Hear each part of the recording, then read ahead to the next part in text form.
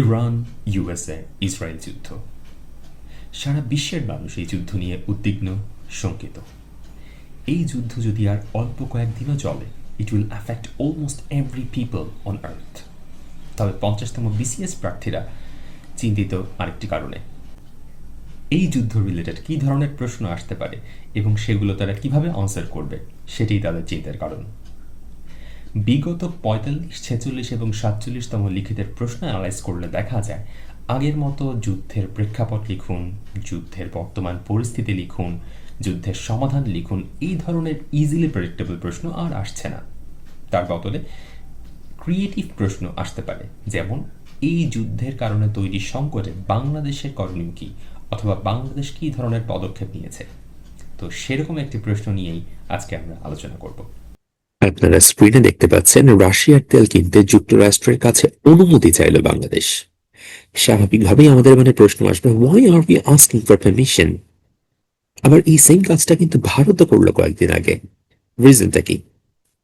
এখানে যে শব্দটা আমাদের সবচেয়ে ভালো করে বুঝতে হবে তা হচ্ছে রিয়েল পলিটিক। এখন আমরা বোঝার চেষ্টা করব বাংলাদেশ কিভাবে রিয়েল পলিটিকের মাধ্যমে নিজের ফুয়েল সাপ্লাইটাকে এনশিওর করার চেষ্টা করছে। At first, let's simplify the term. Realpolitik essentially means politics based on practical and material factors. সহজ ভাষায় বললে আন্তর্জাতিক রাজনীতিতে আদর্শবাদ বা ইমোশনের চাইতে রাষ্ট্রের নিজস্ব স্বার্থ এবং বাস্তব চাহিদাকে যখন বড় করে দেখা হয়, তখনই তাকে রিয়েল পলিটিক বলে। একটা উদাহরণ দেই। আপনারা জানেন ইউক্রেন যুদ্ধের কারণে রাশিয়ার উপর যুক্তরাষ্ট্রের ব্যাপক নিষেধাজ্ঞা বা স্যাংশন আছে, কিন্তু ভারত তাদের স্ট্র্যাটেজিক নিডসের কারণে রাশিয়ার কাছে থেকে তেল কিনছে। কেন? Because their economy needs it. This is a classic example of realpolitik approach, যেখানে রাষ্ট্র তার ইকোনমিক সার্ভাইভালকে সবকিছুর উপরে রাখছে। এখন আসা যাক বাংলাদেশের প্রসঙ্গে। বাংলাদেশ এখন এক ধরনের এনার্জি ক্রাইসিসের ভেতর দিয়ে যাচ্ছে। আমাদের সস্তায় জ্বালানি দরকার। Bangladesh is now formally seeking a sanctions waiver from the US. কেন? যাতে আমরা রাশিয়ার কাছ থেকে তেল ইম্পোর্ট করতে পারি কোনো ধরনের পেনাল্টি ছাড়াই। এখানে দুটা পয়েন্ট খেয়াল করবেন। ডিপ্লোম্যাটিক ল্যাঙ্গুয়েজ, আমরা সরাসরি নিষেধাজ্ঞা ভাঙছি না, বরং ওয়েভার বা ছাড় চাচ্ছি। This is purely diplomatic language. Also strategic economy, Bangladesh বোঝাতে চাচ্ছে যে আমাদের উন্নয়নের জন্য তেল প্রয়োজন, আর সেই প্রয়োজন মেটানোই আমাদের সর্বোচ্চ প্রায়োরিটি।